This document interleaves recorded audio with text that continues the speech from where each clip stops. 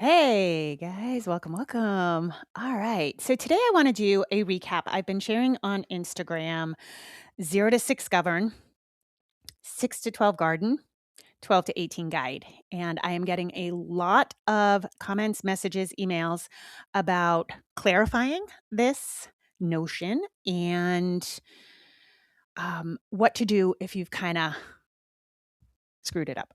So, number one, first and foremost, in Oh Crap Potty Train, Oh Crap, I Have a Toddler, I credited Kim Jong Payne with this. I heard of it first from him. It turns out it is not from him, and he has actually said these are not his words.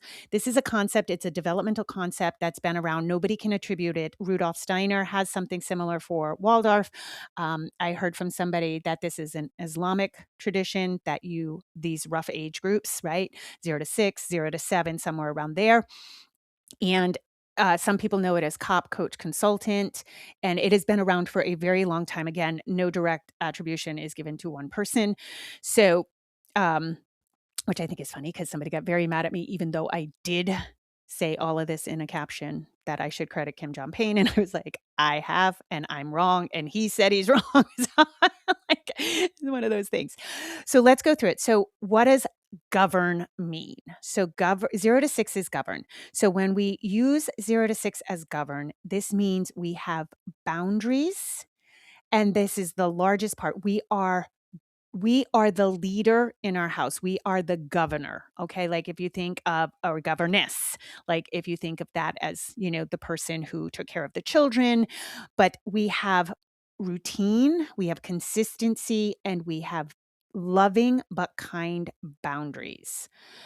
When we talk about 6 to 12 garden, I hear more about people are very confused about what garden is, and it's, keeping with my current word, it's a vibe.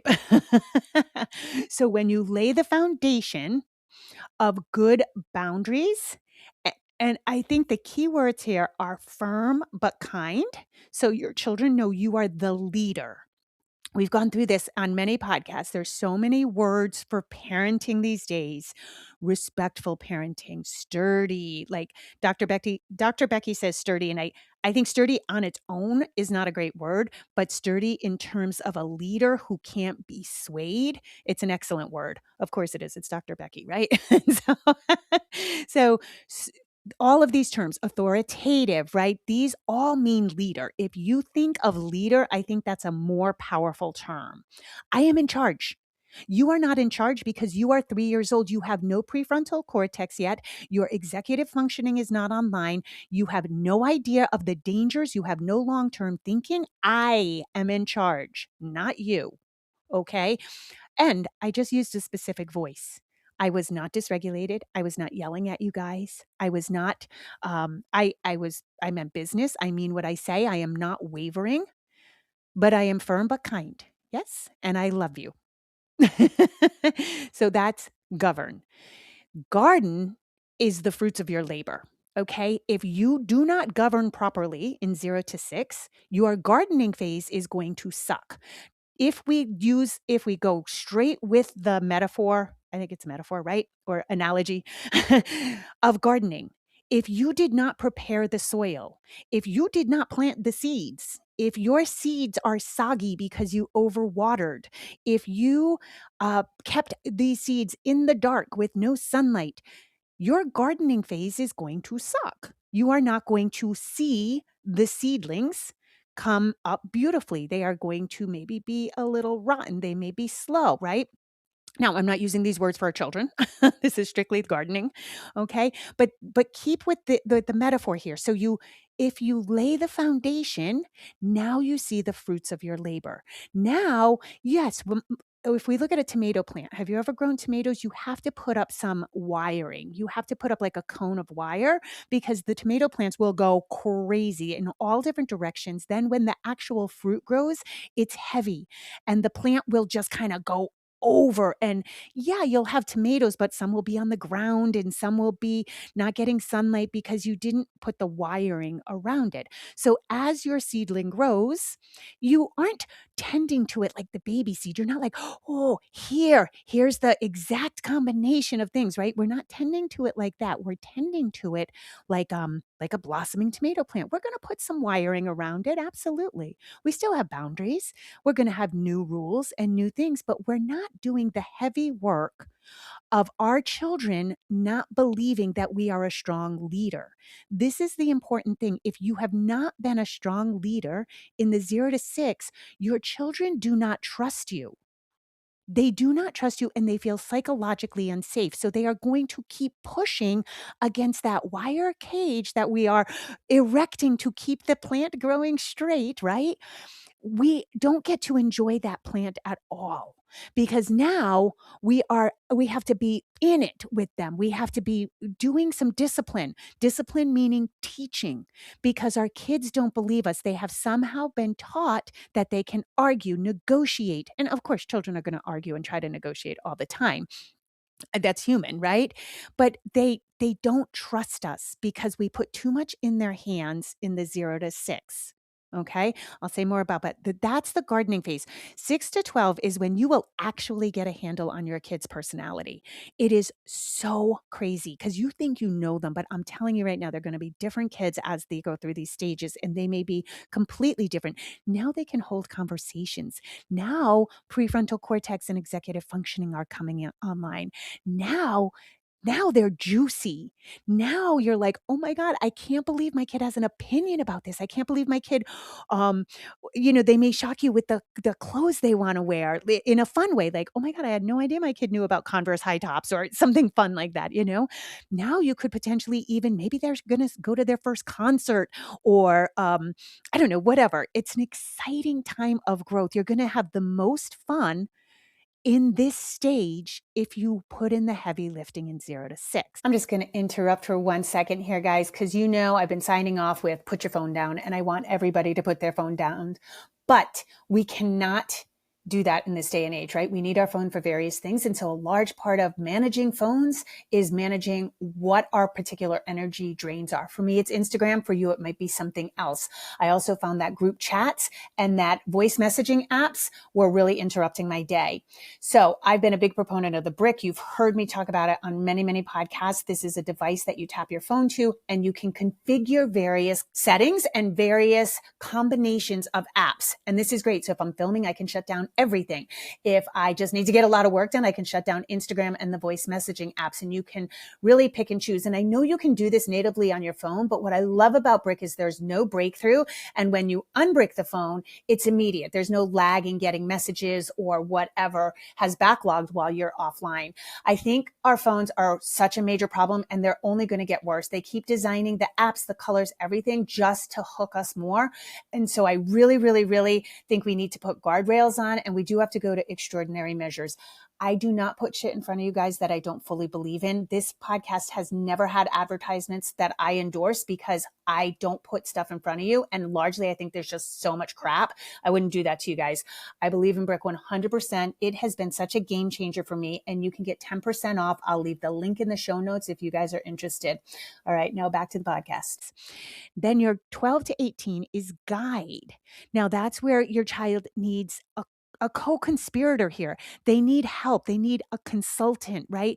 They're going to have their own feelings and their own trajectory and their own plans of how this life is going to go. Are they going to make mistakes? Yes. Do we still have boundaries? Absolutely. But we don't want, now the tomatoes are there. We don't want those tomatoes hanging on the ground because they're weighed down by now you have to govern. And that is what happens. So typically what I see in my work, and this started years ago, this has been going on for about a decade, I would say. I I was a little astounded when I would do work one-on-one with families because I was hearing so much negotiating, so much of the child leading the household.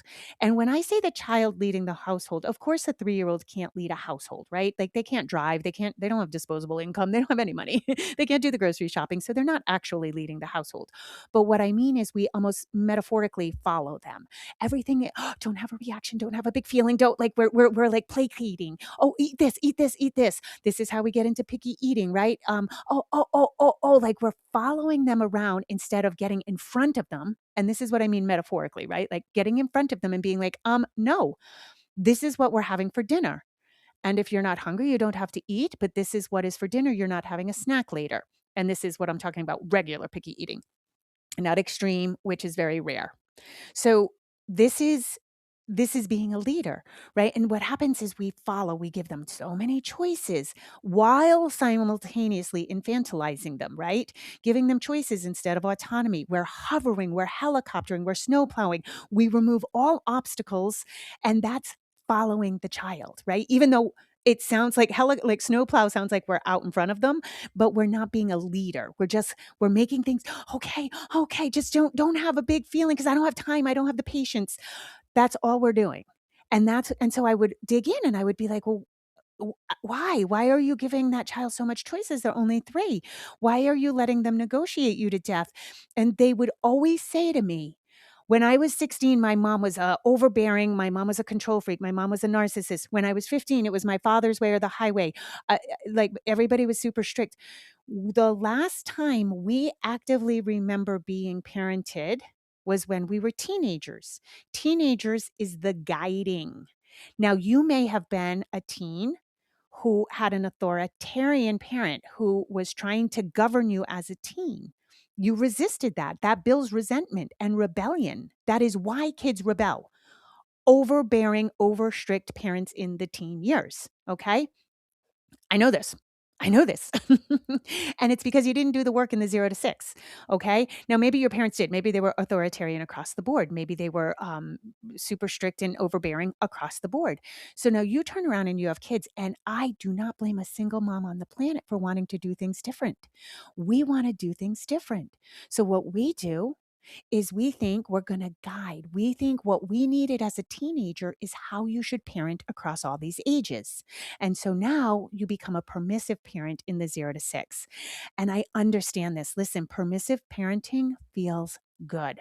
Think of the times, all of us, by the way, I need to say this as a disclaimer. These are not hard ages. It's not the day your kid turns 6. That's it. Now you're in a new stage. They're not hard and fast. They're going to depend on the kid. You ease into these stages. They're rough clumping of ages. Now, also govern, garden, guide are all going to take part. You're going to take place in every single stage. There are definitely going to be times as your kid as a toddler, you're guiding them to make a better choice, right? You're not telling them, you're guiding them. It's just as a general rule, these are the words, okay? Nothing's hard and fast. You're going to have some strict boundaries with your teens. You are, right? Maybe phones get all handed in at the end of the night so they don't keep themselves up at night using their phone. Absolutely. That's a hard boundary. Your teen may not like it, but that's going to happen. So again, there's going to be a little smudging of lines here. And I find that most parents are not comfortable with smudging of lines. They want exact. I don't have exact for you. And if you are looking for exact in your parenting, you got to soften your edges because there's no such thing. That nobody's going to give you the exact script, the exact lines, the exact words that are going to solve your problems. I can promise you. I can give you a lot of ideas, but I don't have exact. All right. So let's go back. A lot of parents are trying to guide, and permissive parenting, which is guiding, which is gentle parenting, mostly gentle parenting being misconstrued, is permissive parenting. And here's the trick. Permissive parenting actually feels really good in the early years because you're not getting reactions. And even if you're like this, you're doing governing really well, you have those moments where you're permissive. Maybe you're having a yes day. Maybe you're not feeling well and you're like, okay, you know what, guys, I'm getting sick. We're all going to watch movies today and have snacks, right? what happens? Your kid's like, "Thank you, mommy. Oh my god, this is so fun." It feels good. So that's the trap of permissive parenting. It feels good until you get to the older ages and now you're fucked. Okay? And so I've been hearing from a lot of people like I screwed up 0 to 6. I absolutely did permissive parenting. Okay, the world's not going to end, guys. Childhood is long and you have a lot of time to correct yourself. Now, it's going to be harder because your kid is older and they've been used to a certain way. So if you've been permissive parenting in 0 to 6, you got some hard work ahead of you. Now, but it absolutely can be changed. Here's what I have found across the board if this is happening for you. So let's say the pendulum, right? We always want the pendulum at 6 o'clock, right? At the bottom at 6:30. We want the pendulum in the middle. That is authoritative parenting. That is good leadership, but you have some wiggle room. Okay. Now, in the 0 to 6, if you stay steady and you have a little bit of wiggle room, but mostly you stay really steady with your boundaries. Yeah. This is all about boundaries. If you stay steady, then the pendulum stays even. But what typically happens with permissive parenting is let's just say the pendulum swings all the way to the right. You've done like permissive parenting, and now the pendulum has swung all the way to the right. To land the pendulum in the middle, you have to swing hard to the left. So if we really think about how a pendulum works, right, there's going to be a big swing to the right, then a big swing to the left, and then it starts to settle in the middle, right? It gets less and less and less and less and less, and then it lands in the middle at 6:30. Okay. That's how you have to approach this. And this is going to feel uncomfortable to you because if you've swung the pendulum to the right with permissive parenting, you are going to have to swing it all the way to the left, which means you're going to appear and feel authoritarian. That is the strict, that is the no budging, okay? Because this is what happens. In order for it to settle, you have to swing left. You cannot settle it if it's swung to the right. What most parents are trying to do is get to the middle right away. That's not how a pendulum works, and that's not how this works, okay? And you can see this in picky eating. I've worked with a few kids picky eating, and again, if they've been eating only a few foods that are heavily starch and sugar, it's going to swing. You've swung to the right. To get it to the left and settle in the middle, you have to be non budging. It has to be this, and you have to be steady. The reason you have to do this is not to be mean, is not to get your kid in line, is because your kid does not fucking trust you now. They do not trust you. You have been unreliable. Your boundaries have been skewed. So now you have to be strict and unrelenting. And it's going to feel hard for you. It really is. But you have to be unrelenting in your boundaries, whether it's food, bedtime, anything,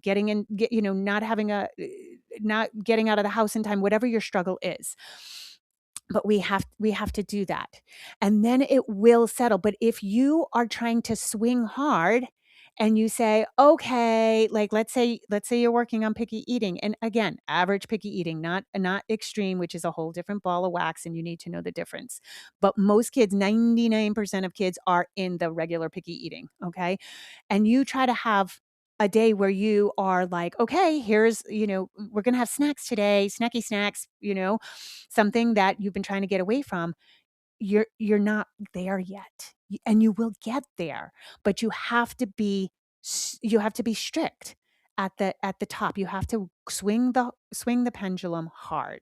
And I think that's the trickiest part. But here's the thing. I've been hearing from a lot of people this. I'm trying to govern, my kid's like 6, 7, 8, 9 years old. I'm trying to govern and it's not going well. No, it's not going to go well because you decided to change after 6 years and have boundaries. It's not going to go well because we have boundaries, because we say something does not mean our kid's going to be chill about it. Okay. And we have to be realistic. This is not meant to say you, but we have to take ownership. This was our style of parenting. And I'm sure it was fun. Like I said, permissive parenting feels fun. Yeah, I mean, it feels good because it's easier. and we don't deal with a lot of big emotions. But now you lower the boom, you're going to get some big emotions. And your kids, one thing we have to know about boundaries, because you set a boundary, your kid is going to kick up against it. They have to know you mean business. Because if you've been permissive and now all of a sudden you've swung that pendulum and you're not being permissive anymore, your kid's like, "What the hell? Uh-uh. No, I want the other mom back," right? They are going to react, and that's where you staying steady as a leader does not matter how your child reacts, okay? And yes, it's gonna be painful after 6 years of permissive parenting. Having big reactions is going to be painful because you didn't get the big reactions when you were permissive, okay? And again, totally understand how it happens. I totally understand, and it can feel permissive parenting can feel like, oh, we're working together on this, but you're not being a leader in the time when you need to be a leader. Okay.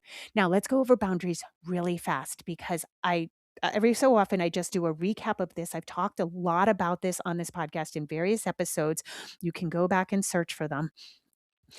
Boundaries are your line in the sand.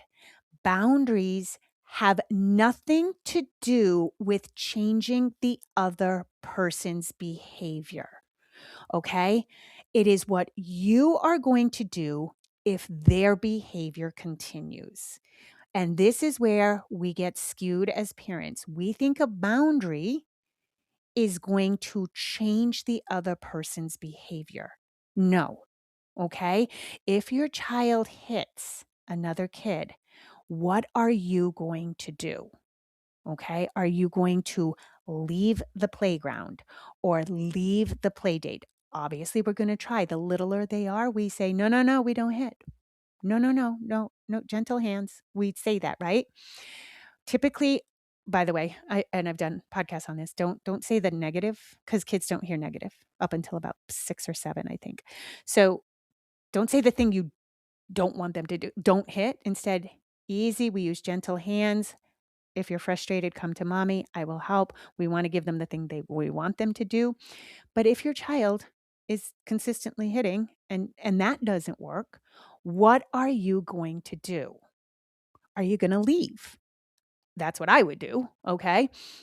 If you do nothing but repeat yourself over and over again, that you're not getting anywhere. That's where the gentle parenting, the why people are irritated with the term with what is perceived as gentle parenting. Gentle parenting was meant to be authoritative. It's just not. We've misconstrued it, and now it's come to mean that we're being super gentle with our kids. So if your kid keeps hitting and you say, "No, no, no, don't. Oh, not again. No, listen, we're not hitting today. No, you have to come sit." That is permissive parenting. We're not doing something about it. So your boundary is no hitting. Okay, we're leaving. If they are hitting you, what are you going to do about it? And this is something you have to decide for yourself, okay? I don't recommend timeouts, but you do have to do something. If you hit me again, what will happen? Okay? I- You need that boundary. Now, if you keep repeating yourself, you are moving the boundary back. When we talk about 0 to 6, it's about acting fast. And so you have to go through your own personal hotspots. I can do this, but I can't do this in broad spectrum. Okay. You have to find where your kid is struggling, where you are struggling, where you find yourself repeating again and again and again. Now, are there things we can do to assist the child?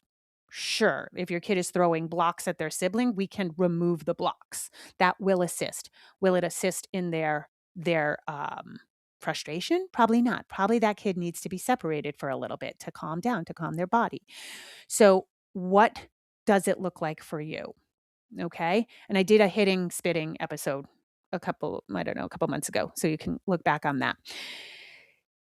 You need to have boundaries. And these are some things we just don't think about because when you were pregnant, I don't think you ever thought about what am I going to do if my kid spits in my face, right? Like we didn't focus on those things. We don't have a plan. So you have to look at your own personal struggles and you have to decide this is how I'm going to be a leader. This is how I'm going to handle it. And you have to look at your kid and your spouse and your household and come up with that. Okay. And I know a lot of people are gonna reach out and say, "I don't have ideas." Yes, you do. You have to stop looking for other people having the ideas. You know your child, and you know what would be decent a decent line in the sand. I firmly believe this, and I couldn't begin to give you some until I would, like, work one-on-one and know your kid and know what's going on. Um, but that's it, okay? If your boundary and boundaries kind of include rules, and boundaries kind of include, routine and also interactions, personal interactions. So if you say your kid's whining or being disrespectful, and you keep saying, I'm not gonna answer you. Just you say, I am ignoring you until you can say this in with a better attitude. Try again. And that's it, but then don't keep responding. That's skewing a boundary, and that's an interpersonal, right? Your boundary could be a rule. A rule is we don't hit. If you and what we wanna do is remind the child, we get to the playground, "Hey, last time you hit and we had to leave early. If you are frustrated, you come to me, okay? Because if this happens again, we will also leave." There, done. I set a boundary. Now I have to keep the boundary. And I'm working with a mom right now, and I have to keep telling her again and again and again, like, you have to leave. Yeah, but I am having a good time. I don't care. This isn't about you. I understand you need social time. But if you don't leave when you say you're going to leave, you have skewed your own boundary. You have moved the goalpost. Think of a boundary as literal fence. We get to the fence, that's that, right? But if you keep moving the fence, your child now does not trust you. Now, they may trust you to feed them. I'm not talking about like a trust. I'm talking about a psychological trust, not like a trust that you are going to take care of them. You obviously are, but they don't trust your reaction. If it moves one day and another day it's stringent and strict, what the hell is it? Right? And so that makes them on uneven ground. When a kid is on uneven ground, their nervous system's jacked, you're going to see shitty behavior across the board. Okay. And so that's what we focus on.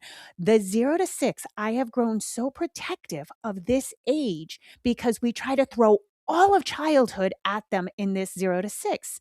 We want, like, the kids under 4, skip Halloween, skip Disney. They're not gonna fucking remember. Like, save that for the gardening, right? Like, what you wanna do is no, definitely, if you're a travel family, go travel. Like, traveling builds its own sort of resilience in kids, but we try to cram everything in. I literally have clients with 3-year-olds in music class, Mandarin lessons, um, uh movement classes, like, no, stay home and get like roughhouse with your kid. That's better than any movement class you're going to get, right? Like, listen to music and dance with your kid. It's just wild. Like, we're trying to shove everything into the 0 to 6 when that's the shit that's really great in 6 to 12. I say this every year for Halloween. Halloween is built for the 6 to 12-year-olds, maybe 4 or 5, but under 3, skip it. And people, oh, I love Halloween. Yeah, it's not about you. And if you love it and it's no skin off your teeth, great, do it. I don't wanna fix what's not broke, but if it's tweaking everybody out, then don't. If you don't wanna deal with candy with your 3-year-old, don't go trick or treating. Like, it's as simple as that. And I think we can't opt out of these things.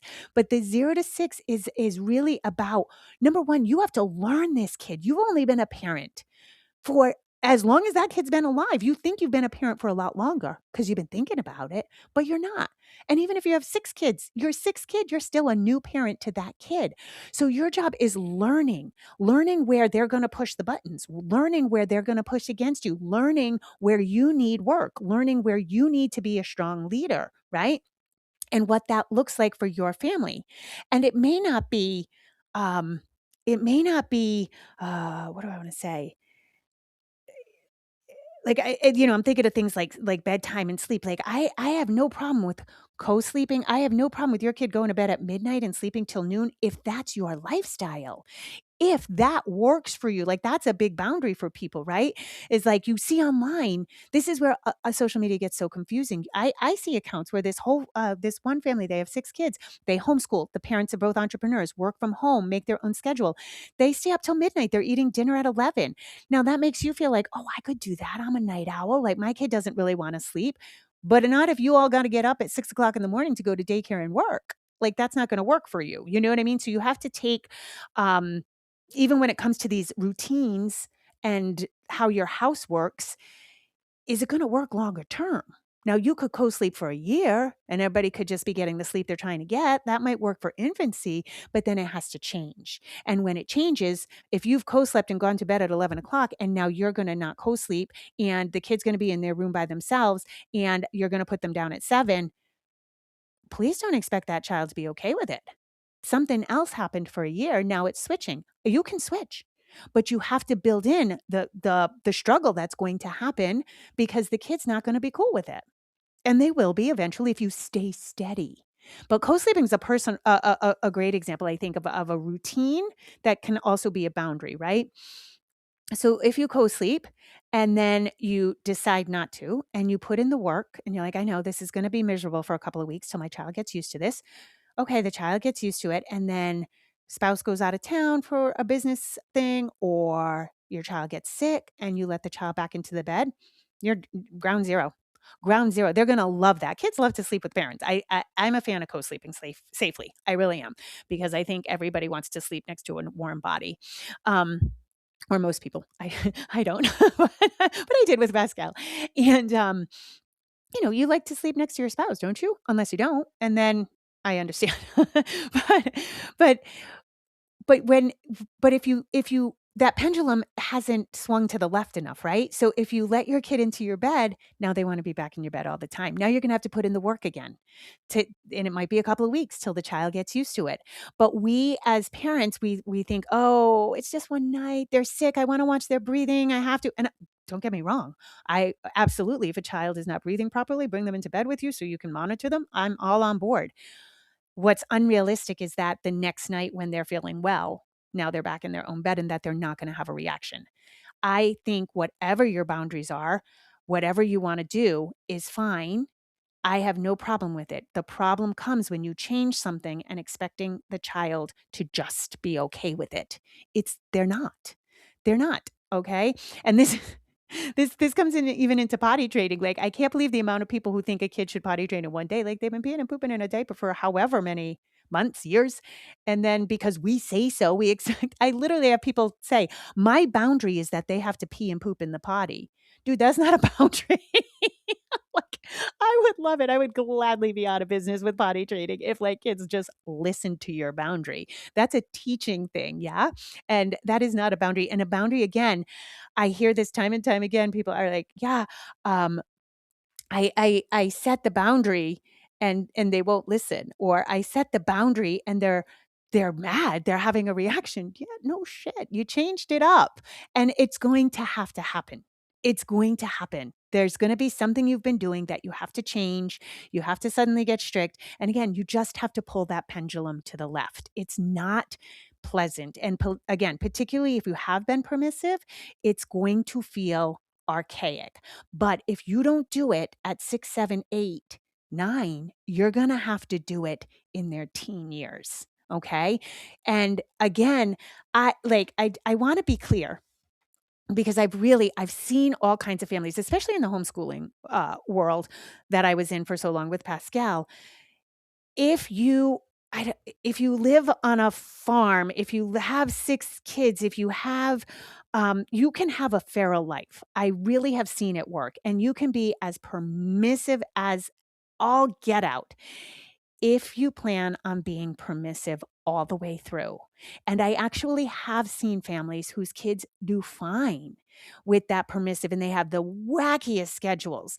And but they're not in the same world as most of us. The parents don't have to get up and work. For whatever reason, they don't have traditional work hours. The kids are going to be homeschooled. They might go to college and even still be online so they can keep their own schedule.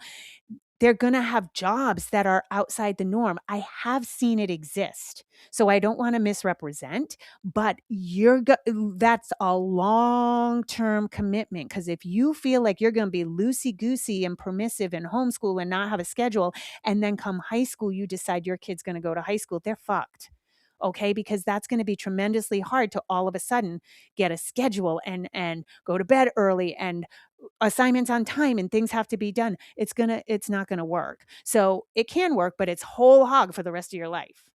And otherwise, you have to think about these things. And so this is why, again, I'm so protective of the 0 to 6 so that we have the structures and boundaries in place that your children trust you as a leader.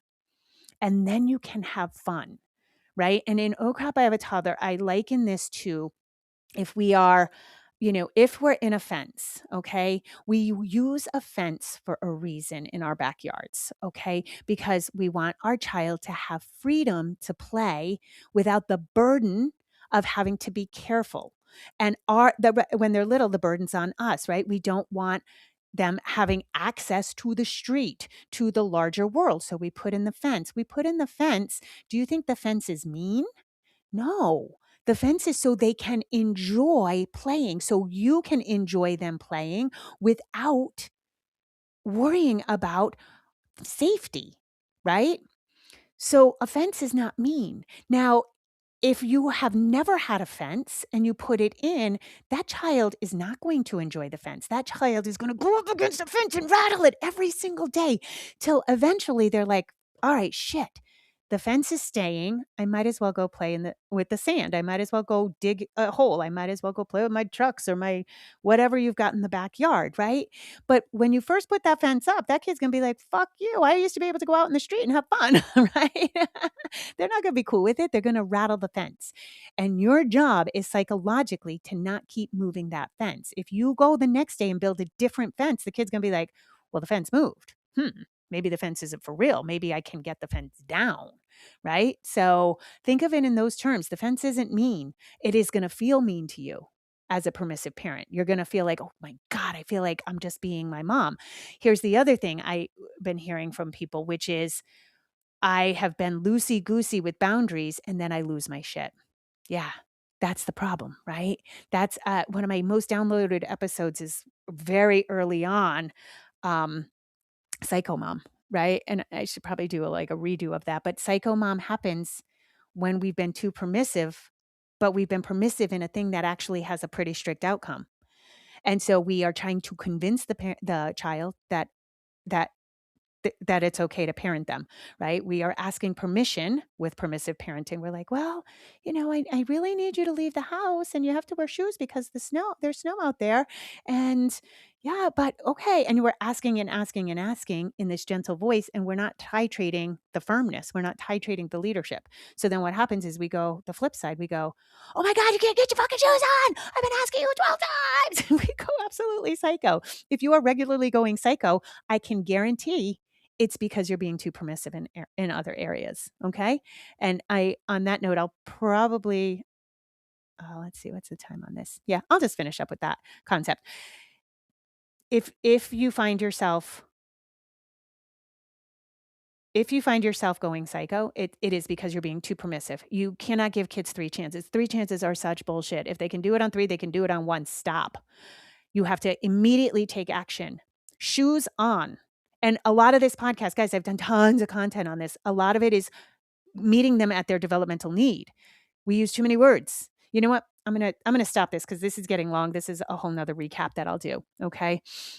But like in this, just I wanna say one last thing about when you have to swing that pendulum. When you've been too permissive, swung the pendulum to the right, now you need to swing to the left really hard so it can settle in the middle. It will feel mean to you. You will feel like you're being your parents. You will open your mouth and your mother will come out. I promise you. But it's okay. These are some of the things our parents did right. They didn't do it all right, but they had leadership in most cases. My mother did a lot wrong, but I did not doubt her boundaries. I did not doubt that she meant business. I did not doubt that she would say what she was say, do what she said she was going to do. And so for that, I had some a modicum of psychological safety in that area. Okay. So just because you open your mouth and your mother comes out doesn't mean it's a bad thing. And that's what might happen. Okay. All right. As always, you guys rock on. Put your phone down. Have a beautiful day. Love you guys. Bye.